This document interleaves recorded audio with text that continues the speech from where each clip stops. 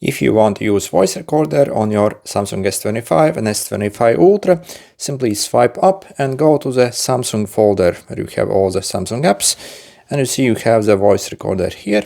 So let's launch it. So it will give you some prompts here. Okay, allow these permissions to set it up, and to start recording, so we simply have to press this.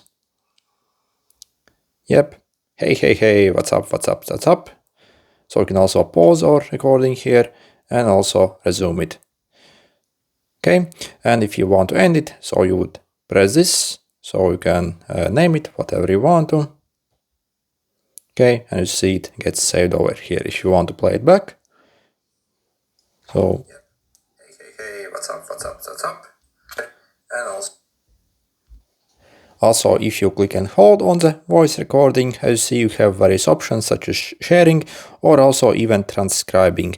So, for example, if you want to record a meeting and basically get a summary of it, so simply click this and it will transcribe basically the whole recording in text format.